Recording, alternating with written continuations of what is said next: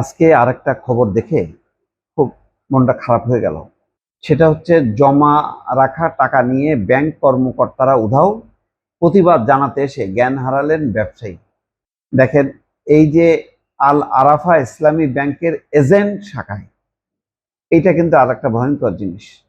অর্থাৎ ব্যাংকের সরাসরি শাখা না, এজেন্ট শাখা। এখন এজেন্ট শাখাগুলির উপর ব্যাংকের কতখানি দায়বদ্ধতা, কতখানি নিয়ন্ত্রণ আল্লাহই জানে। এবং আজকে সেই ভয়ঙ্কর ঘটনা ঘটছে, প্রায় 10 কোটি টাকা নিয়ে উধাও হয়েছে।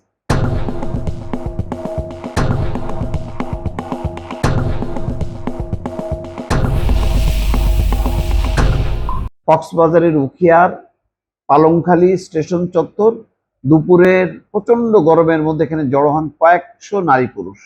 জমায়েত হওয়া লোকজন বেসরকারি আল আরাফা ইসলামী ব্যাংকের এজেন্ট শাখার গ্রাহক। কয়েকদিন আগে টাকা তুলতে এসে জানতে পারেন তাদের জমা টাকা নিয়ে পালিয়েছেন ব্যাংকের কর্মকর্তা কর্মচারীরা। সড়কে জড়ো হওয়া গ্রাহকরা এক পর্যায়ে যান চলাচল বন্ধ করে দেন। শুরু হয় মানববন্ধন এবং প্রতিবাদ সভা। সেখানে অনেকের সঙ্গে প্রতিবাদে অংশ নিতে এসেছেন স্থানীয় মাংস ব্যবসায়ী মোহাম্মদ শাহজাহান।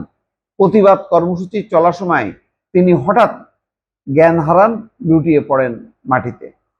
শনিবার দুপুরে উখিয়ার পালংখালীতে ব্যাংকে টাকা জমা ফেরত দেওয়ার দাবিতে 3 ঘন্টা সড়ক অবরোধ করেন আল আরাফা ব্যাংকের গ্রাহকরা। অভিযোগ, কর্মকর্তারা গ্রাহকদের অন্তত 10 কোটি টাকা নিয়ে পালিয়েছেন।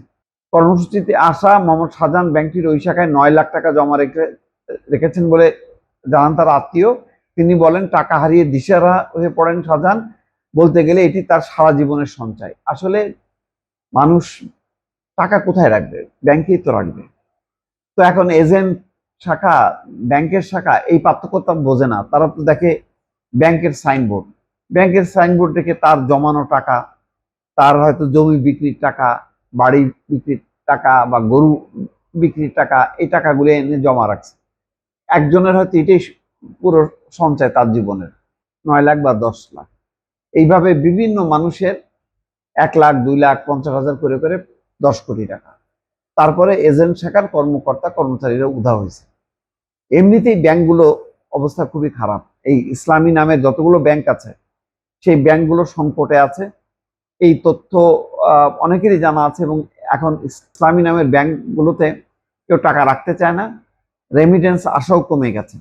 এবং ব্যাংকগুলো সর্বোচ্চ 2 লাখ টাকার বেশি দিতেও পারছে না। কয়েকটা ব্যাংক মিলে যে 5টা ব্যাংকের সম্মিলিত ইসলামী ব্যাংক হয়েছে। তো এখন এইরকম অবস্থার মধ্যে শাখা এজেন্ট, তার উপর যদি নিয়ন্ত্রণ না থাকে, তাহলে এই শাখা এজেন্টগুলো বন্ধ করে দেওয়া উচিত কিনা এটা ভেবে দেখা দরকার। কারণ ব্যাংকগুলো যখন দুরবস্থার মধ্যে পড়ে, তখন কিন্তু কর্মকর্তা কর্মচারীরা সুযোগ নেয়। সেই সুযোগটা হয়তো নিয়েছে, যেহেতু আল আরাফা ইসলামী ব্যাংকের অবস্থা ভালো না, সুতরাং শাখা এজেন্ট করে তারা টাকা জোগাড় করলো, করে এখন উধাও হয়ে গেল। এগুলি এখন আর একটা বিপজ্জনক। সুতরাং কাল বিলম্ব না করে অবিলম্বে 2-1 দিনের মধ্যেই শাখা এজেন্ট যেগুলি আছে বিভিন্ন ব্যাংকের, বিশেষ করে রুগ্ন ব্যাংকের, সেগুলোর ব্যাপারে সিদ্ধান্ত নেওয়া উচিত। হয় এটার প্রোটেকশন, গ্রাহকদের প্রোটেকশন দিতে হবে, নতুবা এগুলি বন্ধ করে দেয়াই ভালো, নতুবা আরো গ্রাহক প্রতারিত হবার আশঙ্কা আছে। দর্শক।